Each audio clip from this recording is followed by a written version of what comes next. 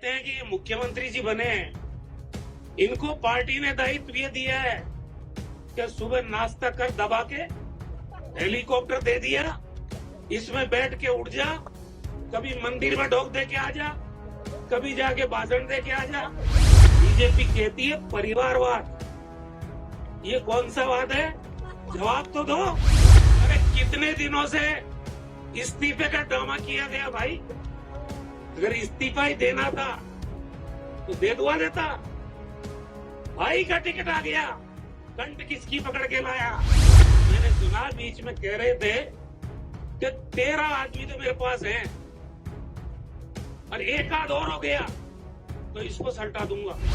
हम करें तो परिवारवाद और बीजेपी कंठ मरोड़ के जातिवाद के पांव में लौट जाए, वो परिवारवाद नहीं। आज नामांकन के साथ ही इनके प्रचार का काम भी शुरू होने वाला है। मैंने अभी मुरारी लाल मीणा जी को सुना, साफ साफ बात उन्होंने अपने दिल की जो थी, यही सच्चाई है कि भारतीय जनता पार्टी जिस साजिश को राजस्थान में करती आई है, वो कानाफूसी करने वाले लोगों को छोड़ देती है जगह जगह।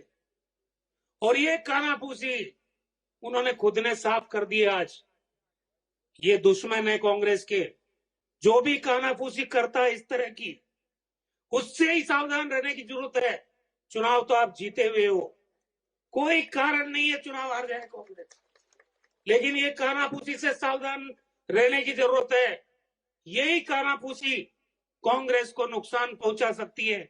इसलिए कम से कम जिसके दिल में कांग्रेस है, अरे वो धरती है जो पंडित नवल किशोर शर्मा की कर्मस्थली रही है, ये धरती है जो स्वर्गीय राजेश पायलट जी की धरती है, उनकी कर्मस्थली रही है।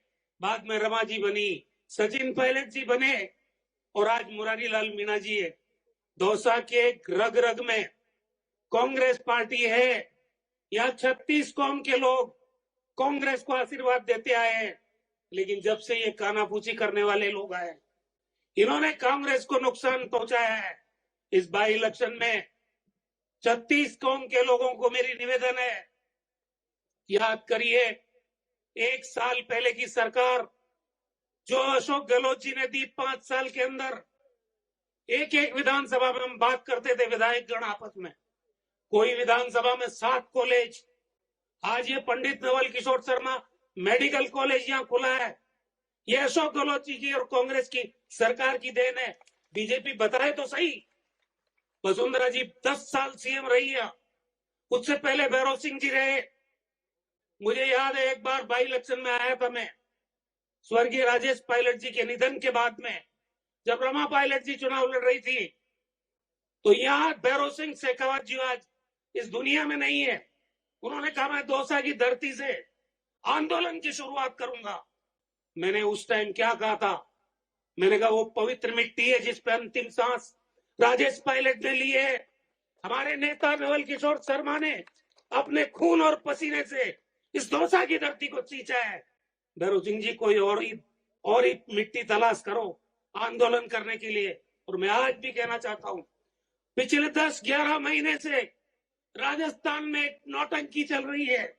सरकार नाम की चीज नहीं है। एक काम बता दे 200 विधानसभा क्षेत्रों में जो इस सरकार ने किया है। हमारे अध्यक्ष जी को मैं बधाई देना चाहता हूं। ये कहते हैं कि मुख्यमंत्री जी बने हैं, इनको पार्टी ने दायित्व ये दिया है कि सुबह नाश्ता कर दबा के हेलीकॉप्टर दे दिया, इसमें बैठ के उठ जा, कभी मंदिर में ढोक दे के आ जा, कभी जाके भाषण दे के आ जा। और ये काम काका जी करेगा क्या? हकीकत है अगर गलती कर ली इनको वोट देने की तो पछताओगे। बाबा ने बट निकाल के टिकट लिया है। भतीजा तो है ही है, वहां महुआ में भतीजा तो है ही है। अब भाई यहां आ गया। बीजेपी कहती है परिवारवाद। ये कौन सा वाद है? जवाब तो दो। मैं डीसी के पिताजी को जानता हूं। एक बार बाई इलेक्शन इनके पिताजी ने भी लड़ा था, हम आए थे उस टाइम, यूथ कांग्रेस में काम करता था मैं। ये परंपरागत कांग्रेस का कार्यकर्ता है और जब भी दौसा आते हैं इसकी नजर पांव की तरफ रहती, इतनी इज्जत देता है। और मैं आज कहना चाहता हूं, अगर डीसी जैसा कार्यकर्ता चुनाव नहीं जीतता है किसी कारण से, तो ये पछतावा 36 कौम के लोगों को होगा। इसलिए समय रहते आज शुरुआत है, मेरी हाथ जोड़ के विनती है 36 कौम के लोगों से और विशेष तौर से ब्राह्मण समुदाय के लोगों से, इनके झांसे में मत आना। ब्राह्मण की कंठ दबा के तो टिकट लाया है, कितने दिनों से, अरे कितने दिनों से इस्तीफे का ड्रामा किया गया भाई। अगर इस्तीफा ही देना था तो दे दुआ देता। भाई का टिकट आ गया, कंठ किसकी पकड़ के लाया। और मैंने सुना बीच में कह रहे थे कि 13 आदमी तो मेरे पास हैं और एक आध और हो गया तो इसको सल्टा दूंगा। ये हकीकत है, इसलिए इनकी सावधान रहना। इस दौसा को दौसा रहने दो, इस दौसा को 36 कौम का रहने दो और इस दौसा को अगर विकास चाहिए तो कार्यकर्ता को जिता देना। मैं हाथ जोड़ के आपको निवेदन करना चाहता हूं कि कांग्रेस रहेगी जैसा आपने मुरारी लाल जी को जिताया। 2,37,000 वोट से ऐसे नहीं जीतता आदमी, 36 कौम के लोग वोट देते हैं जब जीतता है। वही 36 कौम से रिश्ता कांग्रेस पार्टी का है। हम